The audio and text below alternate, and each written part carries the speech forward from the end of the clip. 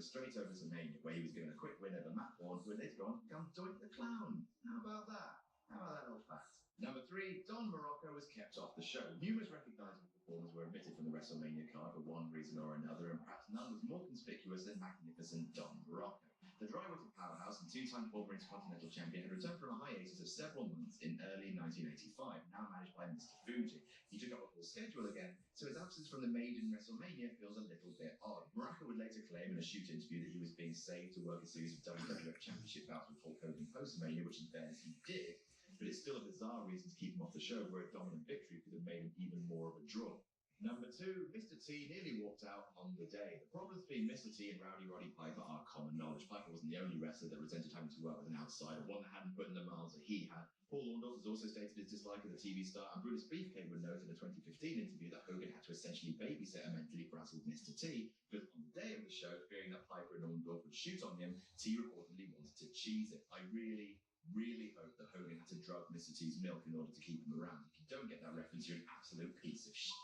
Fortunately, the main event went smoothly, with Piper and Mr. T cooperating on a number of entertaining spots. And number 1, McMahon openly told his wrestlers it was make or break. Indeed, WrestleMania was a life and death proposition, a high-consequence gamble on the part of Mr. McMahon. He personally invested so much in the closed-circuit venture and the bold move to take a wrestling territory national that if the show had failed, so too would the World Wrestling Federation. Tito Santana claimed that McMahon openly admitted as much to the locker room, saying in a 2015 interview that Vince told his staff, "We're either going to make it or we're going to go broke." But with 19,000 strong in the Garden and more than 400,000 fans across the country that bought into the closed circuit airings, WrestleMania was a huge success, and WWE would live to put on at least 32 more.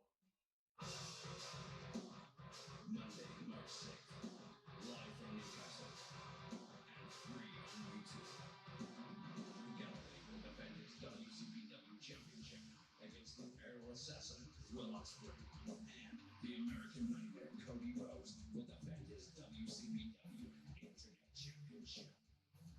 WCPW proudly presents Exit Rules. March 6th, 7:30, 2 Wednesday. Tickets still available at WCPW.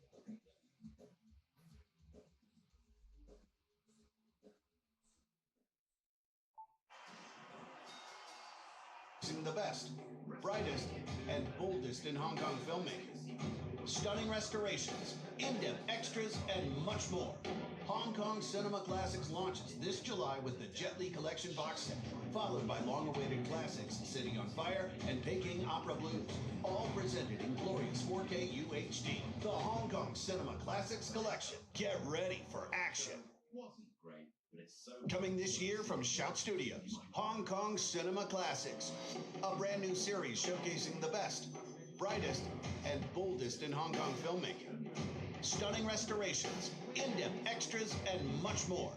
Hong Kong Cinema Classics launches this July with the Jet Li Collection box set, followed by long-awaited classics City on Fire and Peking Opera Blues, all presented in glorious 4K UHD. The Hong Kong Cinema Classics Collection. Get ready for action. School Day, you monsters. Number 9, Jake Roberts didn't debut until 3 weeks before. Like Ricky Steamboat the year before, WWE had no qualms about using WrestleMania to introduce the world to a brand new star, this time Jake the Snake Roberts. While Jake would go on to make quick work with George Wells at Mania 2, he hadn't wrestled his first WWE match prior to March 2nd early that month. Roberts' first match wasn't actually broadcast until Saturday, March 22nd, a mere 16 days before his WrestleMania match, a tiny amount of time to acquaint Roberts with the WWE Universe. Number 8, Roddy Piper had to have his hands taped. 1 year after WrestleMania 1, Piper was still pitying fools, and by pitying I mean hating, and by fools I mean Mr. Lawrence T. After concerns of